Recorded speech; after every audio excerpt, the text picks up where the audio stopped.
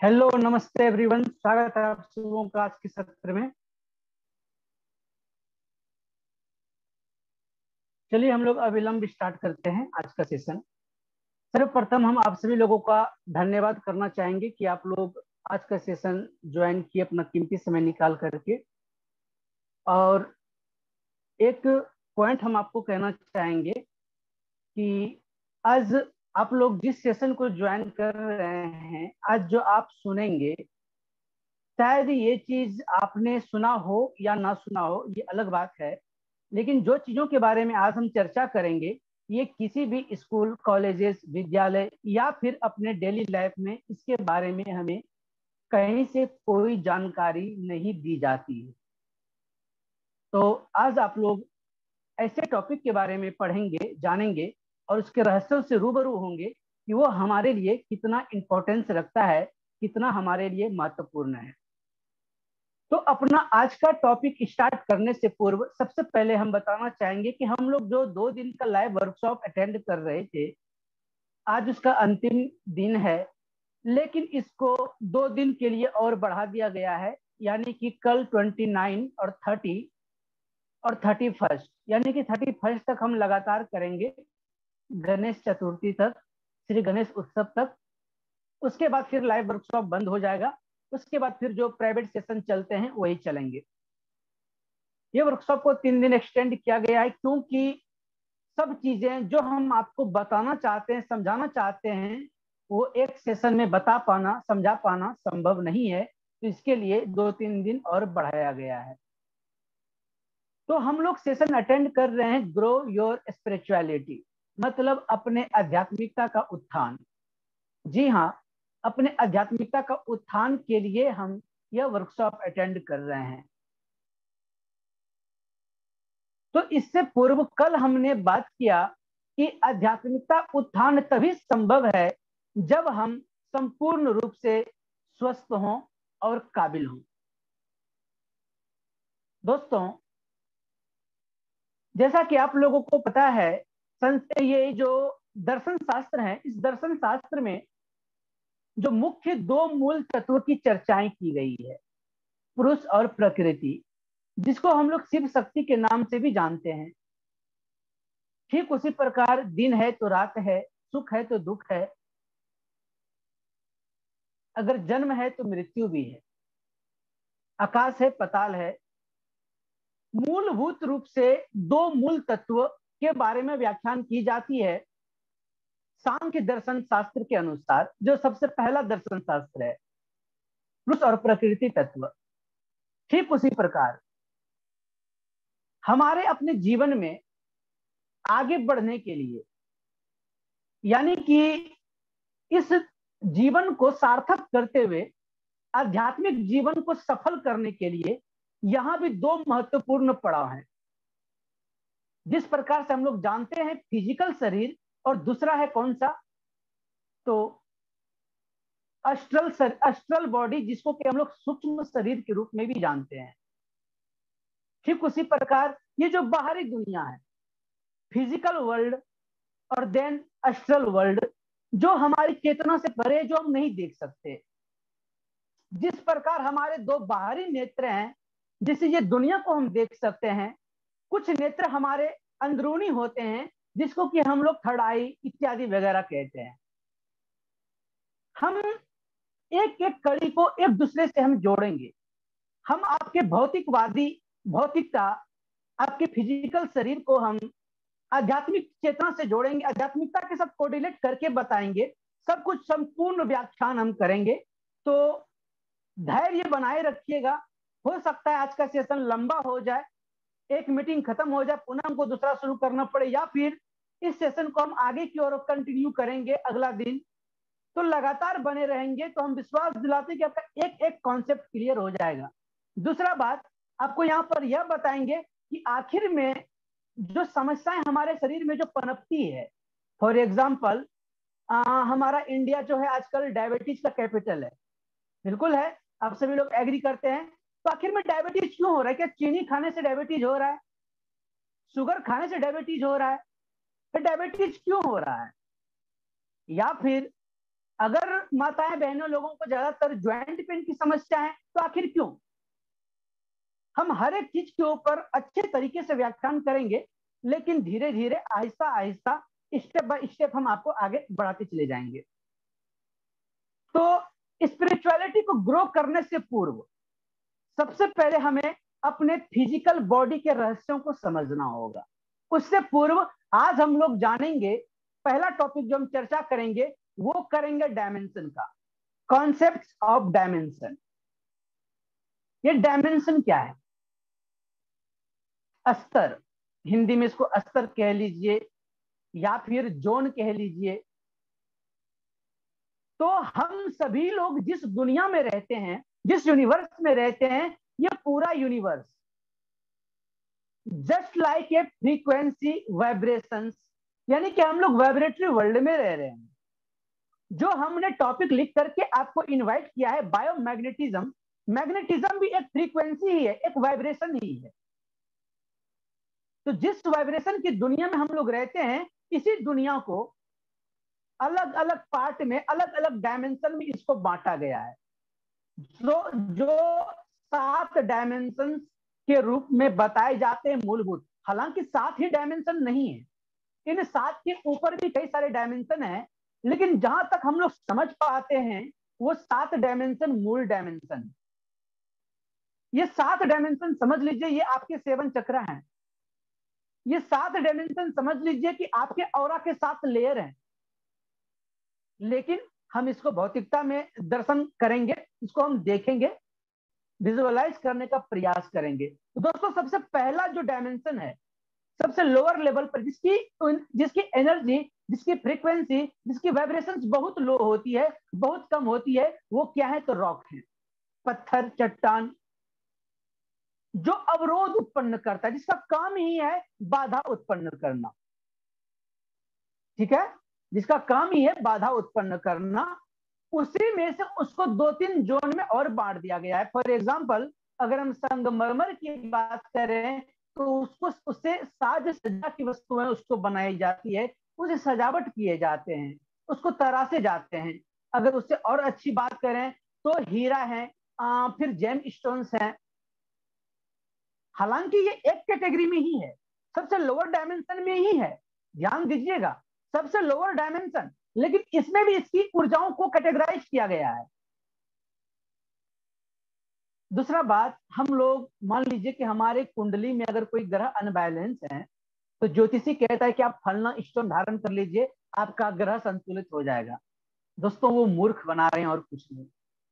Because ज्योतिष की practice हम भी करते हैं, लेकिन हम ये नहीं कहते कि आपको जेम स्टोन धारण करना है। तो जरा सोचिए, प्रैक्टिकल सोचने की बात है, जिसकी एनर्जी बहुत कम है, जो हमारे बराबर भी नहीं है, वो हमारे प्लेनेट की पोजीशन को कैसे ठीक कर सकता है? देन दूसरा डायमेंशन है, तो ये ऑल प्लांट किंगडम, जितने सारे हर्ब्स देखते हैं, वनस्पतियां देखते हैं, ये सारे आपके दूसरे डायमेंशन में आते हैं। उसकी फ्रीक्वेंसी अच्छी होती है। अब उसमें भी कैटेगराइज कर दिया गया है, कुछ जहरीले पौधे हैं तो उसके बहुत कम है, कुछ लोग आयुर्वेद के जो वनस्पतियां हैं वो अच्छे हैं। देन तीसरा डायमेंशन, तो all human kingdom and water kingdom. ध्यान दीजिएगा, हम लोग जिस डायमेंशन में एग्जिस्ट करते हैं, हमारी ऊर्जाएं जहां पर स्थिर है, जो शक्तियां हमारे साथ हम जन्म के साथ लेकर के आए हैं, वो है 3rd डायमेंशन की एनर्जी, जिसमें हम लोग बिलोंग करते हैं। अब हम लोगों में भी कैटेगराइज कर दी गई है, किसकी ऊर्जा कितनी होगी, कितनी अच्छी है, कौन कितना ज्यादा विकसित करता है, कौन ग्रोथ कर रहे हैं, कौन अवरोध की ओर चले जा रहे हैं, किनके अच्छे कर्म है, किनके बुरे कर्म है, इत्यादि वगैरह। लेकिन हमारे ही डायमेंशन में एग्जिस्ट करता है तो वाटर। देन इसका अगला डायमेंशन, 4th डायमेंशन कौन सा है? तो ये स्पिरिट वर्ल्ड का है। ध्यान दीजिएगा, स्पिरिट वर्ल्ड जस्ट लाइक ये भी आपका ही पार्ट है। अगर आपका फिजिकल बॉडी धाराशायी हो जाएगा, तो जो आपका अष्टल बॉडी बचेगा, वो अष्टल बॉडी भी अगला डायमेंशन में चला जाएगा, क्योंकि वो अगला डायमेंशन की एनर्जी आपके अंदर स्थित है। ध्यान सब समझिएगा, 4th dimension. And 5th dimension में चले जाते हैं कौन? तो गुरुज, जितने सारे गुरु हैं, महागुरु हैं, एसेंडेड मास्टर हैं, एंजल्स हैं, ये सारे फिफ्थ डायमेंशन में, इवन उन वो देवी देवता जो पृथ्वी पर अवतरित हुए, जो मानव कल्याण के लिए जिन्होंने कार्य किया। देन सिक्स डायमेंशन, तो law of nature, law of attraction, ध्यान से समझिएगा। If you want to become what, just think about it. जो ये सेंटेंस आया है, जो हम लॉ ऑफ अट्रैक्शन का अप्लाई करते हैं, हम चाहते हैं कोई भी चीज मैनिफेस्ट करने के लिए, डिजायर गोल को पूरा करने के लिए, वो ऊर्जा निर्धारित होती है छठे डायमेंशन से। जब तक आपकी ऊर्जा सिक्स डायमेंशन की एनर्जी के भांति नहीं होगी, उससे जब तक आप नहीं जोड़ेंगे, तब तक आप मैनिफेस्ट नहीं कर सकते। देन सातवां डायमेंशन कौन सा है? तो वो है क्रिएटर, जिसको कि हम गॉड तत्व भी कहते हैं। तो अभी आपने सेवन डायमेंशन को अच्छे तरीके से समझा। तो ये वाइब्रेशन के आधार पर अपने अपने एनर्जी के स्तर पर इसको डिवाइड किया गया है, इसको बताया गया है कि किसकी एनर्जी कैसी है। तो जरा सोचिए, हम लोग थर्ड डायमेंशन में हैं और हमारी स्थिति इतनी पुअर होती चली जा रही है, इतनी खराब होती चली जा रही है, और हम चाहते हैं कि हमारे ऊपर दैवीय कृपा हो जाए। हम चाहते हैं कि हम लॉ ऑफ नेचर के अनुसार हम चलें। हम चाहते हैं हम अपने डिजायर गोल को पूरा कर सके, अपने विशेष को पूरा कर सके, जबकि वो हमारे तीसरे डायमेंशन के बाद की उसकी शक्तियां हैं। तो वो हम हासिल कैसे कर सकते जब तक हम अपने डायमेंशन पर विजयी हासिल नहीं कर सकते, जब तक हम अपने डायमेंशन पर जीत नहीं सकते। तो वहां तक ना पहुंचना, अपने स्पिरिचुअलिटी को ग्रो करने की ओर अग्रसर होने के पूर्व, सबसे पहले आपको अपना आत्मनिरीक्षण करना पड़ेगा। आपको स्वयं को देखना पड़ेगा कि आपकी पोजीशन क्या है, आपकी स्थिति क्या है। और पता है हमारी स्थिति क्या है? आइए अब जो बायोमैग्नेटिज्म का टॉपिक है, इसके ऊपर हम आपको स्लाइड के माध्यम से हम अभी आपको बताते हैं।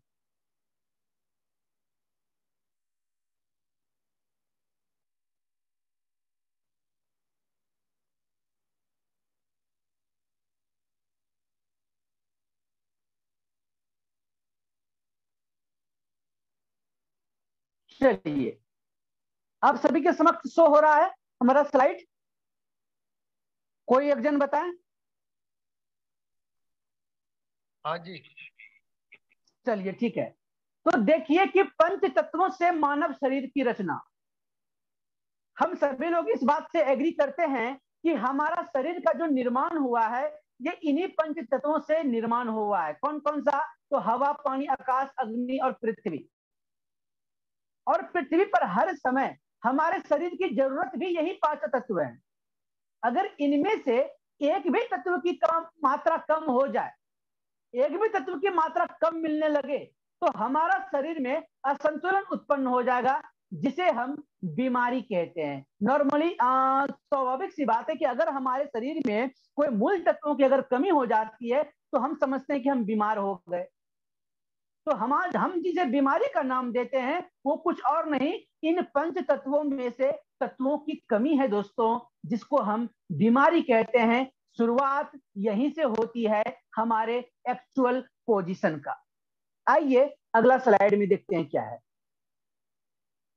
देखिए, अगर हम अपने स्वास्थ्य को बेहतर करना चाहते हैं और लंबी आयु तक जीना चाहते हैं, तो स्वास्थ्य एवं लंबी आयु का रहस्य आदर्श और वास्तविकता, मतलब कि ये सत्य है, शाश्वत है और वास्तविक है। क्या क्या है? तो आप देखें, पहला है शुद्ध हवा, जो हम ऑक्सीजन के रूप में लेते हैं। दूसरा है शुद्ध पानी, जो हमारे 70% वाटर को मेंटेन करता है। जो शुद्ध भोजन, जो हमारे शरीर की ऊर्जा का एक मतलब कि फ्यूल का काम करता है। उसके बाद अच्छी पर्याप्त नींद। जी हाँ, यहाँ पर नींद को आप लोग इग्नोर मत कीजिएगा, इसके आगे चल करके हम आपके पिनियल ग्लैंड, आपके थर्ड आई, इसको हम जोड़ेंगे, इसको नोट रखिएगा। देन है अच्छी आदतें, आपका फिजिकल फिटनेस, योग आदि क्रियाएं, और उसके बाद है आपका पृथ्वी से डायरेक्ट संपर्क। पॉइंट टू बी नोटेड, इस पॉइंट को नोट कर लीजिए और गांठ बांध लीजिए, पृथ्वी से डायरेक्ट संपर्क। जी हाँ, अगर इनमें से हम पांचों रखते हैं अपने साथ साथ, अगर पृथ्वी से डायरेक्ट संपर्क नहीं रहेंगे, तो हम ज्यादा दिन तक जीवित नहीं रह सकते दोस्तों, ये बात याद रखिएगा। जो मानव जीवन का जो मूल आयु है 150 वर्ष तक अगर हमें जीना है, अगर हमें अपनी संपूर्ण आयु को जीनी है, तो ये 6 आदतों को हमें अपने जीवन में आत्मसात करना ही होगा, दूसरा कोई विकल्प नहीं है। अगर आप लोग चाहे तो स्क्रीनशॉट ले सकते हैं। ओके, आइए हम लोग अब नेक्स्ट स्लाइड देखते हैं। देखिए बीमारी का रहस्य क्या है, ये भी वास्तविकता है। तो प्रदूषित हवा जो हम श्वास के मदद से ले रहे हैं, दूसरा है प्रदूषित पानी जो हम वाटर टेक कर रहे हैं, जो हम पानी पी रहे हैं, ना जाने वो कितने प्रदूषित हैं, ना जाने उसके अंदर कितने सारे तत्व मौजूद हैं। इतना ही नहीं दोस्तों, वाटर तो अपने अंदर इंफॉर्मेशन को भी स्टोर करता है। हो सकता है कि वो दूसरे की बददुआएं, दूसरे की बददुआएं हो, या फिर उसके निगेटिव इमोशंस हो, या फिर उसकी निगेटिविटी हो, या फिर उसकी कोई बुरी दृष्टि हो, ये सब चीज को पानी अपने साथ कैरी करता है। क्यों? Water has a memory. ये हीलिंग के टर्मिनोलॉजी में आप लोग जानते होंगे कि वाटर हमारे जीवन को ट्रांसफॉर्म कर सकता है। तो केवल प्रदूषित पानी ही नहीं, हम लोग अभी जो पानी हमारे गिलास में आ रहा है, हमारे माउथ की मदद से जो हमारे अंदर जा रहा है, आपको नहीं पता उन पानी के अंदर कितने सारे आपके लिए बाधक तत्व हैं। उसके बाद प्रदूषित भोजन। आजकल मोस्टली लोग, पढ़े लिखे लोग शहर में रहते हैं, और शहरों में जो हम लोग मार्केट से सब्जियां लेते हैं, उन सब्जियों में इंजेक्शन दे दे करके, पेस्टिसाइड दे दे करके, खाद वगैरह दे दे करके उसको हाइब्रिड बनाया जाता है, उसको बड़ा किया जाता है, और वही हमें खिलाया जाता है, जो एक मीठा जहर है दोस्तों। देन है स्ट्रेस एंड तनाव। आजकल लगभग में समझ लीजिए कि 50 से 60% लोग इसी स्ट्रेस और तनाव के ग्रस्त हैं, और वो अपने जीवन में आगे नहीं बढ़ पा रहे। देन है अयोग्य आदतें, जैसे एडिक्शन हो गया, या फिर कोई और लत लग गई, या फिर कुछ और चीजें, बहुत सारी चीजें हैं जो आपकी आदतें में इंक्लूडेड होती हैं। और उसके बाद है अयोग्य जीवन शैली। आजकल हम लोग, टेक्नोलॉजी तो हमारे लिए अच्छी बात है ही, लेकिन इन टेक्नोलॉजी का हम लोग गलत दुरुपयोग करके ना जाने हम अपनी कितनी क्षति कर रहे हैं। ये 6 पॉइंट जो हैं, ये बीमारी के रहस्य की वास्तविकता है, इसको भी याद रखिएगा। आइए अगला स्लाइड देखते हैं। What is a biomagnetism?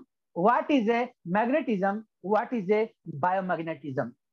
दोस्तों, मैग्नेटिज्म यानी कि मैग्नेटिक फोर्स, मैग्नेटिक एनर्जी, ये पूरा यूनिवर्स में magnetic energy, magnetic frequency exist करता है।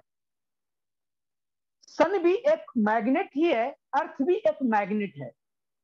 क्यों अर्थ मैग्नेट है, तो इसके बारे में आपको बताना चाहेंगे। अगर हम अपने अर्थ का गर्भ यदि देखें, तो अर्थ के गर्भ में क्या है?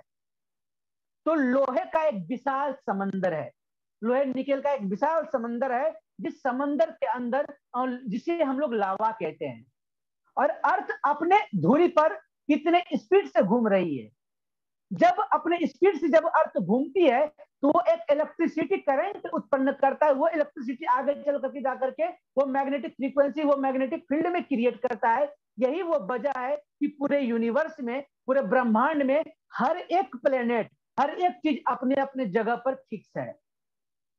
ये जो एग्जिस्टेंस है, ये है मैग्नेटिज्म।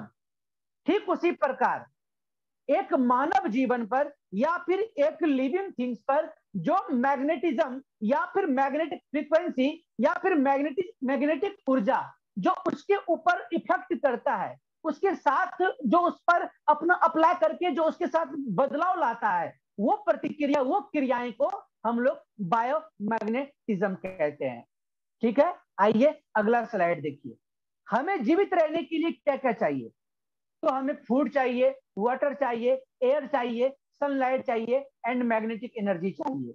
दोस्तों, बिना फूड के भी कई दिन तक जीवित रहा जा सकता है, बिना वाटर के भी कई दिन तक जीवित रहा जा सकता है, बिना सनलाइट के भी कई दिन जीवित रहा जा सकता है, बिना एयर के कुछ ही मिनट जीवित रह सकते हैं, लेकिन मैग्नेटिक एनर्जी के बिना आप 50 सेकेंड तक भी एग्जिस्ट नहीं कर पाएंगे। अगर मैग्नेटिक एनर्जी अगर आपके शरीर से खत्म कर दिया जाए, तो आपके 50 सेकेंड से पहले आपकी डेथ हो जाएगी। दूसरा पॉइंट, सनलाइट भी बहुत ही इंपॉर्टेंट है। हम एक बात बताना चाहेंगे, जो न्यू बॉर्न बेबी हैं, जो न्यू बॉर्न बेबी समय से पहले पैदा ले लेते हैं, तो उन्हें एक कांच में रखा जाता है। क्यों कांच में रखा जाता है पता है आप लोगों को? क्योंकि कांच में रख करके उनके ऊपर जो है, बच्चों के ऊपर जो है सन का इंफ्रारेड रे उन पर दिया जाता है, जो एक बहुत ही पवित्र, जो कि बहुत ही पावरफुल सन की वो ऊर्जा है जिसकी आवश्यकता हम मानव लोगों को है, और उसकी इंपॉर्टेंस इतनी है। तो जो इंफ्रारेड रे है वो बच्चों को उसी कांच के उसमें रख करके उसे दिया जाता है, ताकि बच्चे अपने जीवन में ग्रोथ कर पाए, वो आगे जीवित रह सके।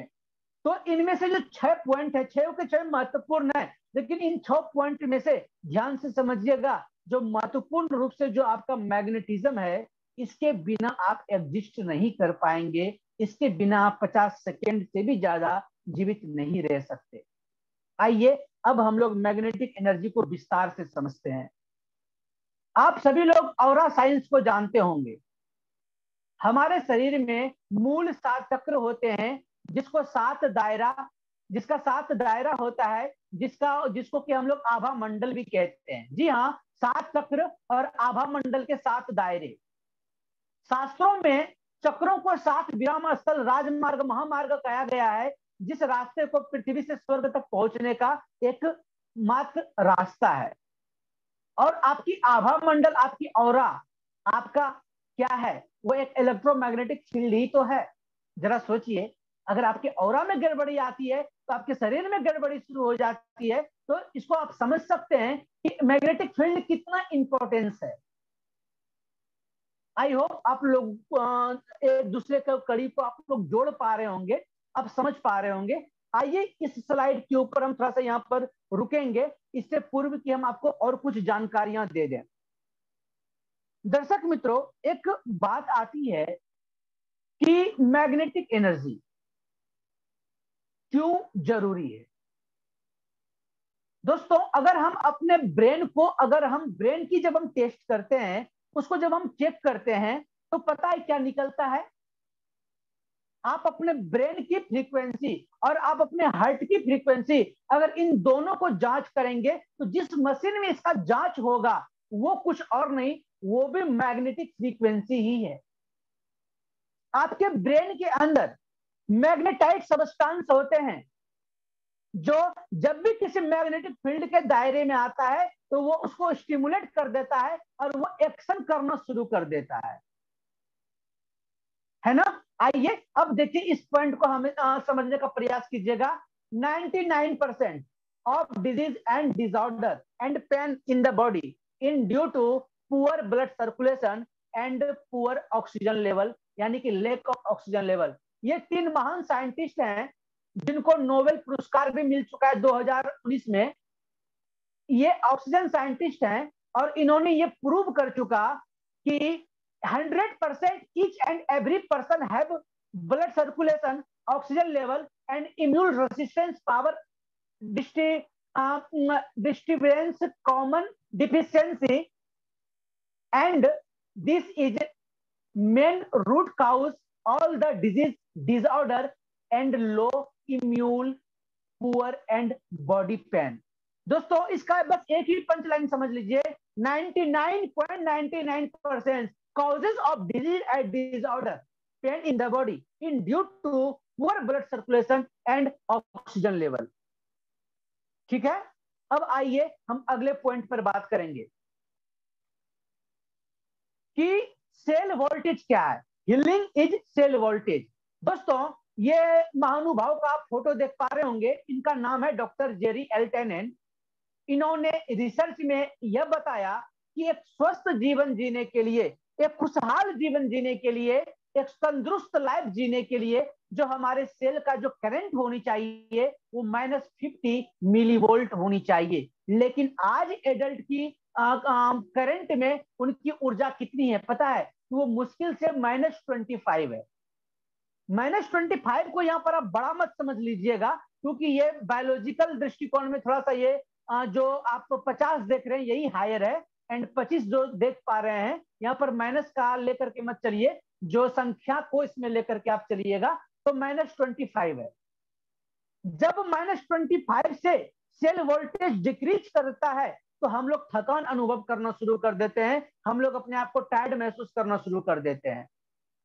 तो जब हमारा सेल स्वयं को रिजेनरेट कर सकता है, जब हमारा शरीर स्वयं को रीहील कर सकता है, अपने ऑर्गन को ठीक कर सकता है, तो उसके लिए हमारे सेल वोल्टेज कितनी होनी चाहिए? तो -50 मिलीवोल्ट। लेकिन इसका आधा हो गया है आज के एक सामान्य मनुष्यों का सेल वोल्टेज।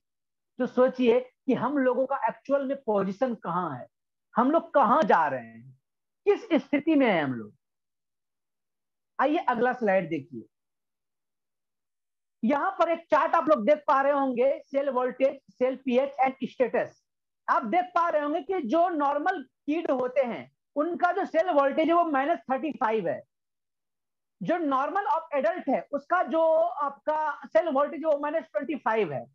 -15 पर हो जाता है क्या? तो टायर्ड। एंड -10 पर सिक, यानी कि हम बीमार हो जाते हैं। जैसे 0 पर आता है तो हमारे शरीर के अंदर चेंज पोलैरिटी हो जाता है, और जैसे ये प्लस में जाकर के डिक्रीज करता चला जाता है, तो माइनस यानी कि +30 सेल वोल्टेज जिस दिन हो गया तो आपके शरीर में कैंसरस उत्पन्न हो जाएगा। और दूसरा बात कि रेडिएशन, दोस्तों रेडिएशन भी एक फैक्टर है जो आपके शरीर को बर्बाद कर रहा है। रेडिएशन कुछ और नहीं, वो डायरेक्ट आपके सेल को तो ही नहीं अपितु आपके कोशिका को, आपके डीएनए को ही वो डायरेक्ट डैमेज कर दे रहा है। इस पॉइंट को भी स्मरण रखिए। देन कोशिका चार्ज, यानी कि हम अपने सेल वोल्टेज को कैसे बढ़ा सकते हैं? तो पॉइंट है मेडिटेशन एंड मैग्नेटिक एनर्जी। ठीक है, जिसके लिए हमको प्रॉपर डाइट चाहिए, प्रॉपर ब्रीदिंग चाहिए, चार्जेड वाटर चाहिए, शुद्ध खाना पानी एंड मेडिटेशन। मेडिटेशन और मैग्नेटिक एनर्जी ही है जो आपके सेल वोल्टेज को बढ़ा सकता है। और दूसरा बात याद रखिएगा कि आखिर में हमारा सेल वोल्टेज डिक्रीज क्यों कर रहा है वो हम आपको आगे बताएंगे। लेकिन एक पॉइंट यहाँ पर आप पढ़ लीजिए, क्योंकि इसके बाद हम लोग अगला मीटिंग सेम लिंक से करेंगे, क्योंकि मीटिंग एंड हो जाएगा, 14 मिनट्स का सेशन रहता है।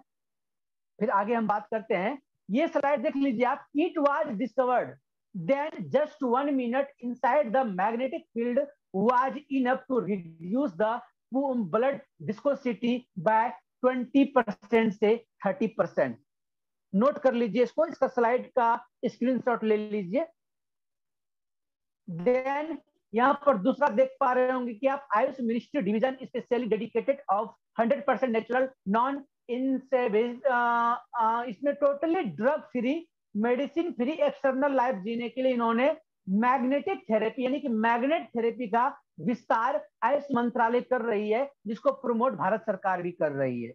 ठीक है, तो अब हम यहाँ पर स्लाइड बंद करते हैं। अभी मीटिंग मान लीजिए कि खत्म अगर बीच में हो जाता है तो आप लोग सेम लिंक से ज्वाइन कर जाइएगा, क्योंकि अभी तो हमने केवल आपको की पॉइंट बताया है, एक एक पॉइंट बताया है। हम उन एक एक पॉइंट के ऊपर अभी हम और भी डिस्कस करेंगे।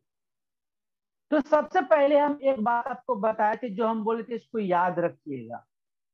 क्या बोला था? क्या किन्हीं को याद है कि हमने क्या कहा था?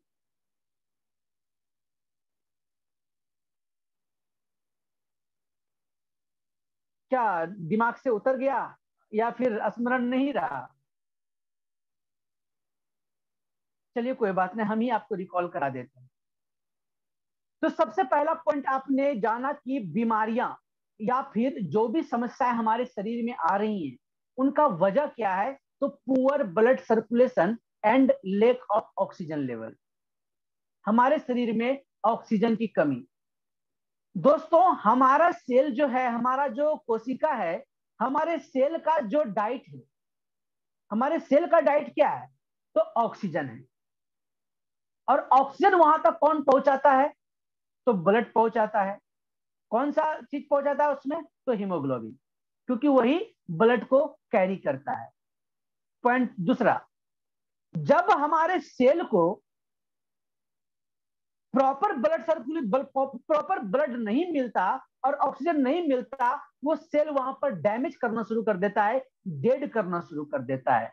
और दूसरा, हमारे हर एक टिश्यू में बहुत ही ज्यादा मात्रा में फेगोसाइटिक नामक सेल पाया जाता है, और कैंसर नामक सेल पाया जाता है। ये बात याद रखिएगा। फैगोसाइटिक सेल का नेचर क्या होता है, तो वो जब उसकी भूख नहीं मिटती ना, तो वो अपने अगल बगल के हेल्दी सेल को खा करके अपना भूख मिटाना शुरू कर देता है। ये हमारे ह्यूमन बॉडी का नेचर है। जरा सोचिए कि आपके हर एक टिश्यू में बहुत सारे मात्रा में फैगोसाइटिक सेल हैं। जब उनको प्रॉपर ऑक्सीजन नहीं मिला, उनका फूड उनको नहीं मिला, तो वो क्या करेगा, आपके आसपास के सेल को वो मारना शुरू कर देगा, उसको खाना शुरू कर देगा और उसके ऑक्सीजन को वो लेना शुरू कर देगा। तो ये सारे बायोलॉजिकल टर्म में हम आपको इसलिए बता रहे हैं क्योंकि एक तो हमारे सेल का वोल्टेज डिक्रीज कर चुका है। हमारा शरीर अपने आप को ऑटोमेटिक हील तो कर नहीं सकता। दूसरे बात में भी हम लोगों को क्या समस्या है कि हम लोगों से मैग्नेटिक एनर्जी भी बहुत दूर चली जा रही है। क्यों जा रही है, उसके ऊपर भी अभी हम जस्ट चर्चा करेंगे। तो कोई आधार ही नहीं मिल रहा हमको अपने आप को बूस्ट करने के लिए।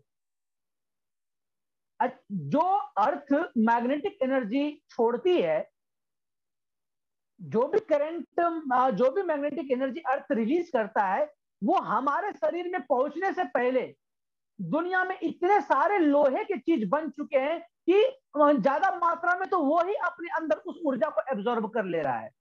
फॉर एग्जाम्पल, हम लोग अभी जिस कमरे में बैठे हैं, ये कमरे में न जाने कितने छड़ लगे होंगे।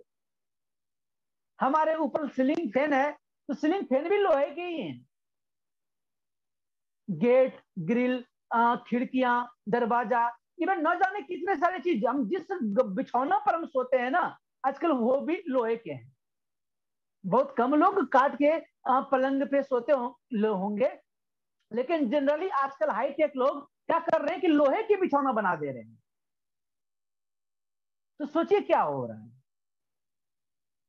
और आयरन की टेंडेंसी क्या है, उसके आसपास जो भी मैग्नेटिक एनर्जी है वो अपने अंदर एब्जॉर्ब कर ले रहा है। तो जो भी मैग्नेटिक एनर्जी अर्थ जनरेट कर रही है, जो हमारे ह्यूमन बॉडी को चाहिए, वो क्या कर रहा है कि बाहरी और सारा एलिमेंट उसको एब्जॉर्ब कर ले रहा है। तो हमारे शरीर में डिफिशियंसी हो गई मैग्नेटिक एनर्जी की, और हमारे सेल वोल्टेज को इंक्रीज करने के लिए क्या चाहिए, तो मैग्नेटिक एनर्जी। और दूसरा मेडिटेशन। तो क्या हम लोग सही मायने में मेडिटेशन कर पा रहे हैं, योग साधना कर रहे हैं? तो नहीं। ये हो गया एक बात। दूसरा तथ्य ध्यान से समझिएगा कि हम लोग जो खा रहे हैं आजकल, जो भी चीजें खा रहे हैं, वो भी सही चीज नहीं खा रहे। वो भी हमारे अंदर जो ग्लूकोज बना रहा है, वो भी अनहेल्दी ग्लूकोज बना रहा है। और उस ग्लूकोज को बर्न हमारा शरीर करने में हमारा शरीर अपने अपने अंदर की तमाम प्रकार की एनर्जियां लगा दे रही है, जो भिन्न भिन्न रूपों में हमारे शरीर में वो दिखने शुरू हो जाते हैं। जब इतने सारे कारवा जब हमारे शरीर में ना, मतलब कि बिना हमारे जाने जब ये सारे फंक्शन हमारे बॉडी में ऑलरेडी चल रहे हैं, तो सोचिए कि कैसे हम अपना ध्यान को हम अपने आध्यात्मिक उत्थान की ओर लगा पाएंगे। कोई विकल्प है? कोई विकल्प नहीं है। दूसरा पॉइंट, अभी हम लोग जो मीटिंग कर रहे हैं, तो बेशक सामने या तो मोबाइल फोन होगा, या तो फिर लैपटॉप होगा, या तो फिर कंप्यूटर होगा, कोई भी इलेक्ट्रॉनिक डिवाइस होगी।